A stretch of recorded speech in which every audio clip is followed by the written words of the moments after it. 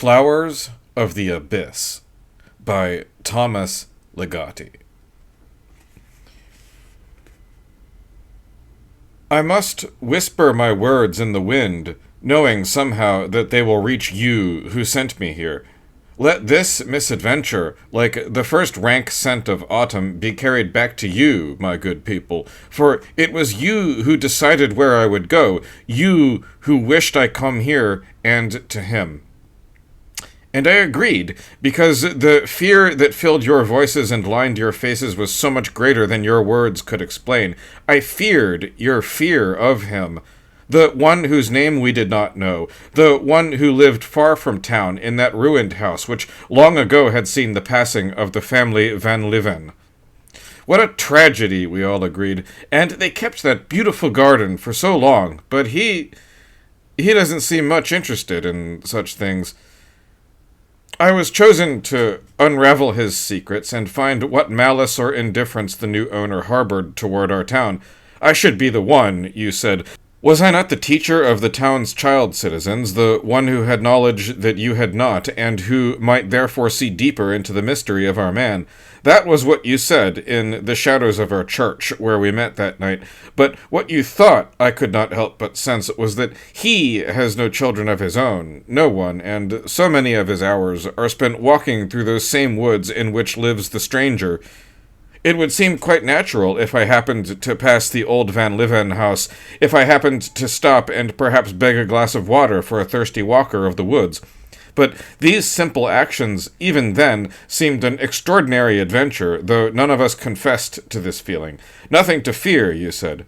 And so I was chosen to go alone to that house, which had fallen into such disrepair.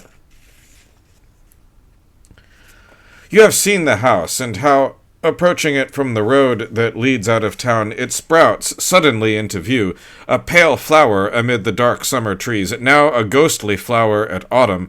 At first, this is how it appeared to my eyes. Yes, my eyes, think about them, good people, dream about them. But as I neared the house, its grayish planks, bowed and buckled and oddly spotted, turned the pallid lily to a pulpy toadstool. Surely the house has played this trick on some of you, and all of you have seen it at one time or another, its roof of rippling shingles shaped like scales from some great fish, sea-green and sparkling in the autumn sun, its two attic gables with paned windows that come to a point like the tip of a tear, its sepulchre-shaped doorway at the top of rotted wooden stairs. As I stood among the shadows outside that door, I heard hundreds of raindrops running up the steps behind me, as the air went cold and the skies gained shadows of their own. The light rain spotted the empty Ashen plot nearby the house, watering the barren ground where that remarkable garden had blossomed in the time of the Van Livens. What better excuse for my imposing upon the present owner of the house? Shelter me, stranger, from the icy autumn storm, and from a fragrance damp and decayed. He responded promptly to my rapping, without suspicious movements of the ragged curtains, and I entered his dark home. There was no need for explanation. He had already seen me walking ahead of the clouds, though I had not seen him. His lanky limbs like vaguely twisted branches, his lazy, expressionless face, the colorless rags which are easier to see as tattered wrappings than as parts of even the poorest wardrobe. But his voice, that is something none of you has ever heard.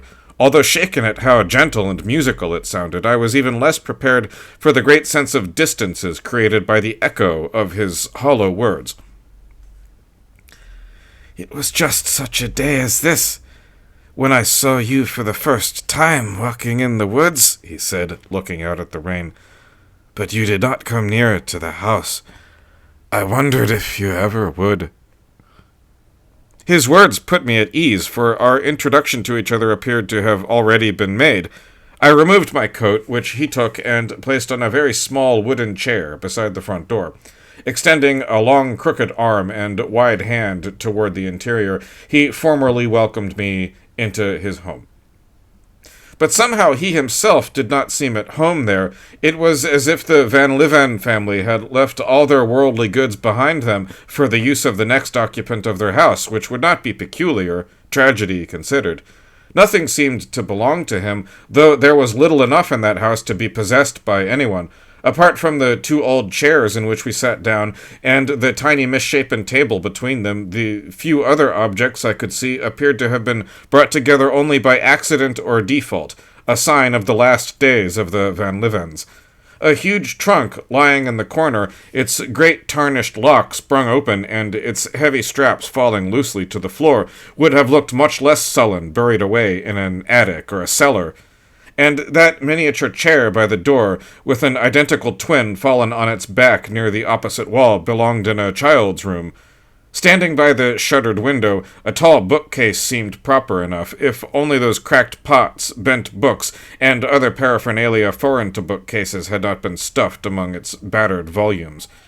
A large bedroom bureau stood against one wall, but that would have seemed misplaced in any room. The hollows of its absent drawers were deeply webbed with disuse. All of these things seemed to me racked with the history of degeneration and death chronicled in our memory of the Van Livens. But let that rest for now, lest I forget to tell of the thick, dreamy smell that permeated that room, inspiring the sense that malodorous gardens of misshapen growths were budding in the dust and dirty corners everywhere around me. The only light in the house was provided by 2 lamps that burned on either side of a mantel over the fireplace. Behind each of these lamps was an oval mirror in an ornate frame, and the reflected light of their quivering wicks threw our shadows onto the wide bare wall at our backs. And while the 2 of us were sitting still and silent, I saw those other 2 fidgeting upon the wall as if wind-blown, or perhaps undergoing some subtle torture. "I have something for you to drink," he said. "I know how far it is to walk from the town."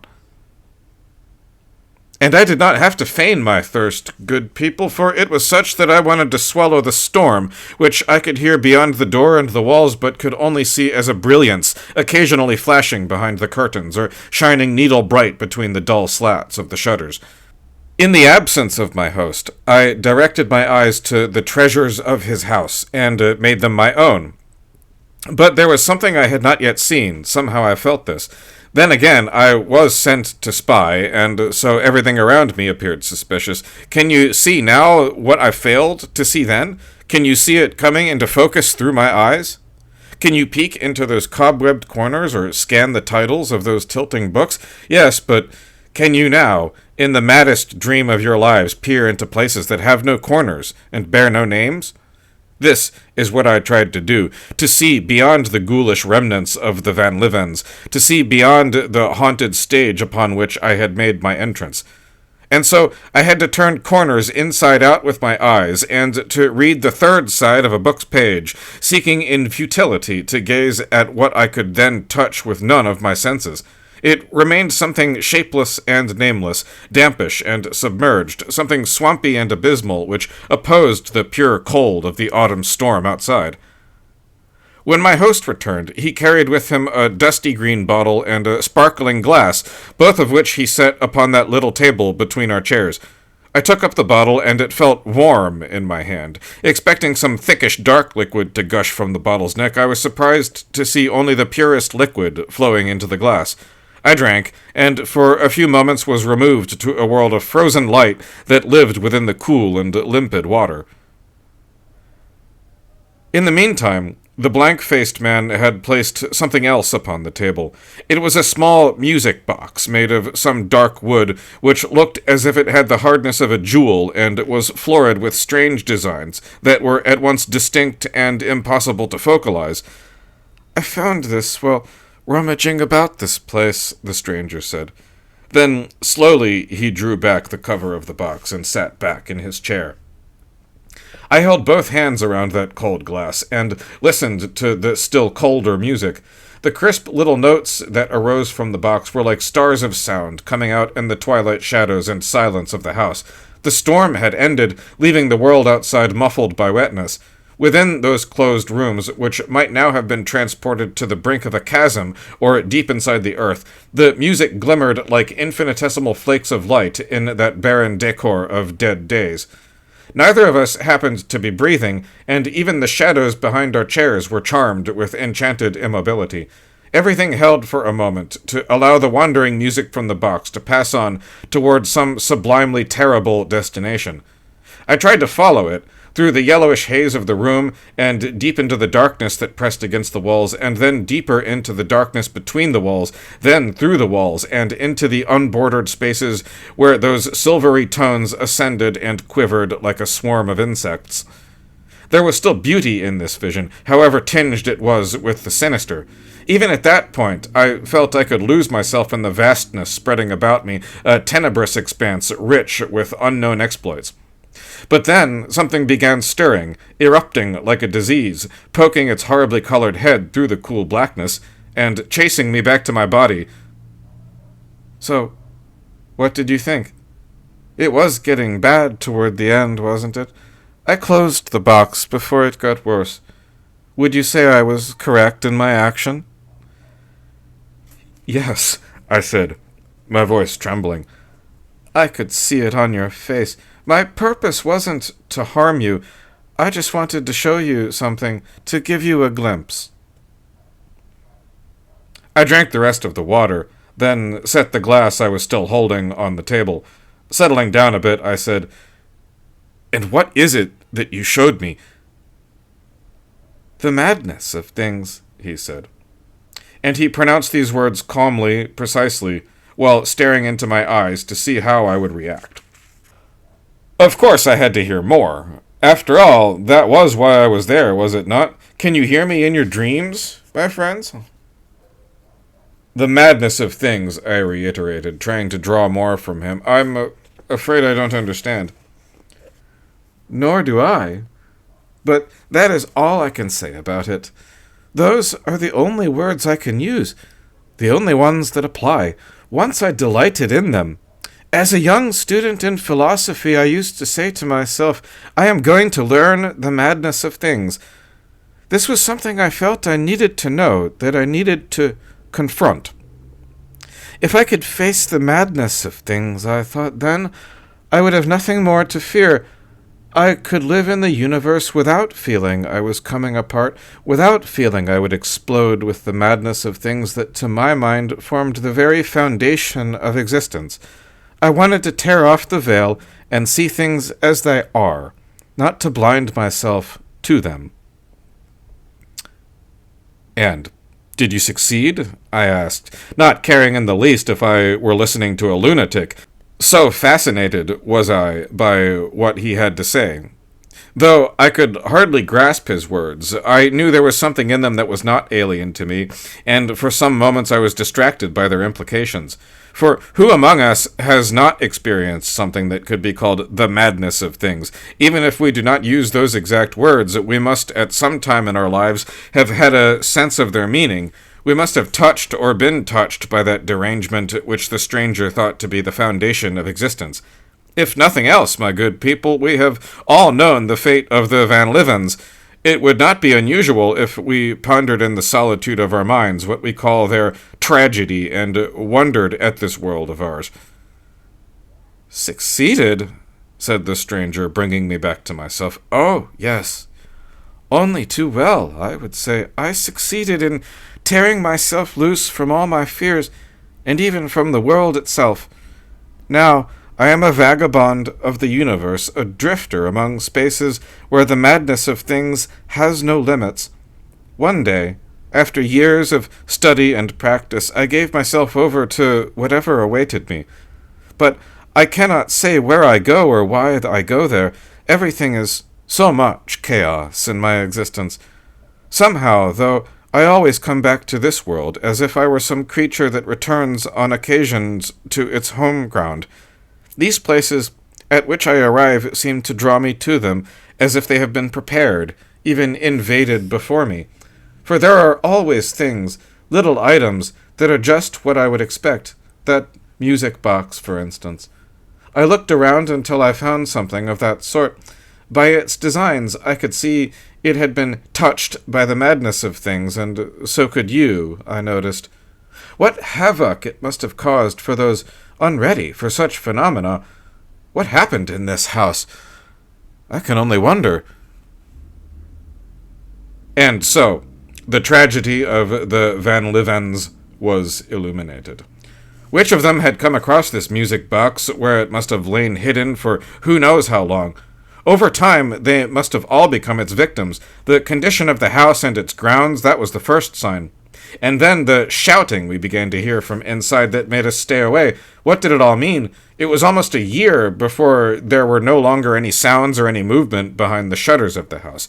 Soon after, the 5 bodies were found, some of them dead longer than others, none of them whole.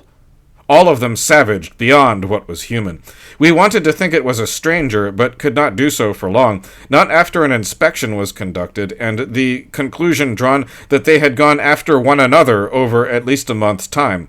They said that old man Van Liven must have been the last of them. His body was a mess of hacked pieces, but he must have done it himself, judging by the axe that was still gripped in his dead hand. "Excuse me," said the stranger, once again arousing me from a state of distraction. He was now standing by the shuttered window, peering through a row of slats he had pulled open.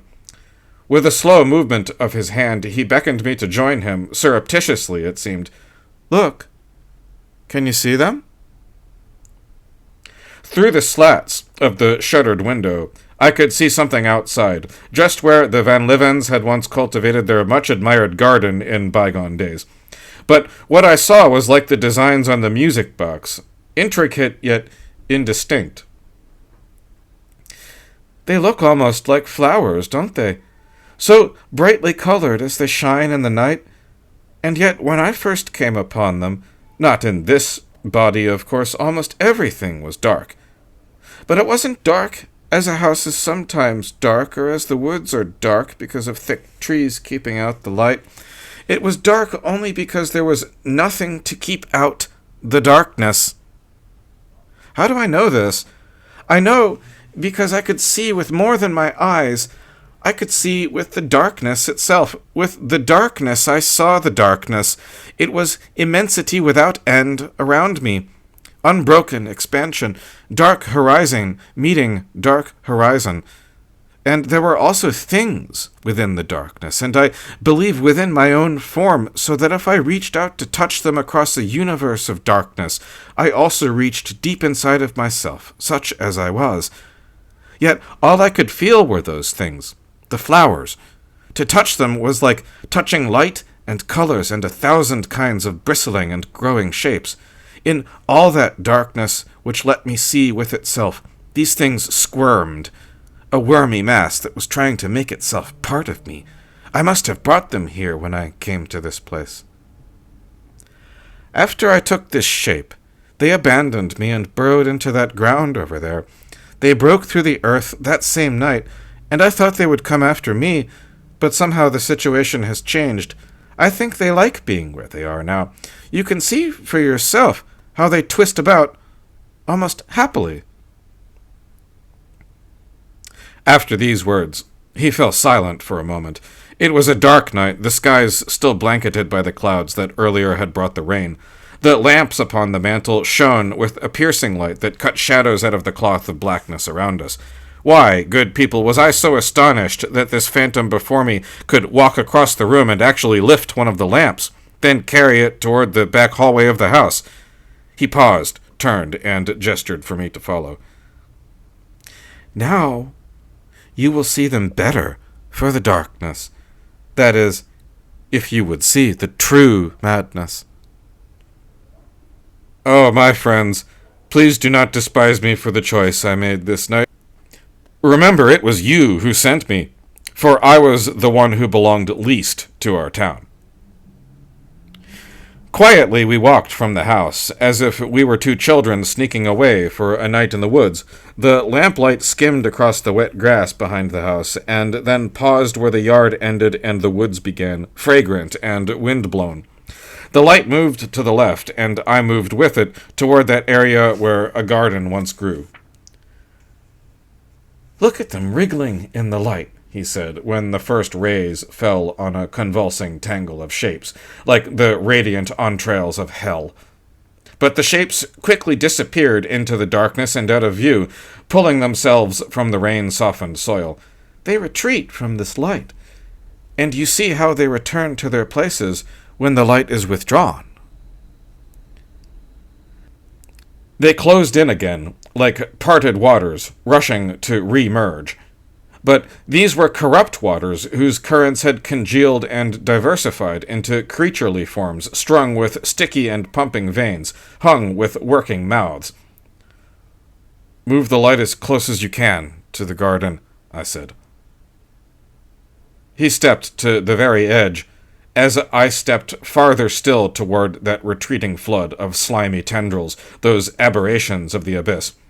When I was deep into their mesh, I whispered behind me, "Don't lose the light, or they will cover again the ground I am standing on. I can see them so well. The true madness. I have confronted it without fear." "No," said the stranger, "you are not prepared. Come back to the light before the candle blows out." But I did not listen to him, or to the wind that rose up. It came down from the trees and swept across the garden, throwing it into darkness. And the wind now carries my words to you, good people. I cannot be there to guide you, but you know now what must be done, both to this horrible house and to its garden that was brought into this world by one who doomed himself to wander other worlds. Please, one last word to stir your sleep. I remember screaming to the stranger, "They are drawing me into themselves. My eyes can see everything in the darkness. I am not who I am. Can you hear me? Can you hear my words?" "I just had the most terrible dream," whispered one of the many who were awakening in the dark bedrooms of the town. "It was not a dream. Can you hear the others outside?" A night-gowned figure rose from the bed and moved as a silhouette to the window. Down in the street was a crowd carrying lights and rapping on doors for those still dreaming to join them. Their lamps and lanterns bobbed in the darkness, and the fires of their torches flickered madly. Clusters of flame shot up into the night. The people of the town said not a word to one another, but they knew where they were going and what they would do to free their fellow citizen, my own self, from his tragedy. And though their eyes saw nothing but the wild destruction that lay ahead, buried like a forgotten dream within each one of them was a perfect picture of other eyes, and of the unspeakable shapes in which they were now embedded. But do not let your fires burn out while you go about your work. Do not let them take you, too, into their unearthly realm. Come, then, and close my eyes. Murder the beings into which they have been drawn. Then shutter your minds as well as you can to the abyss that is home to the madness of things.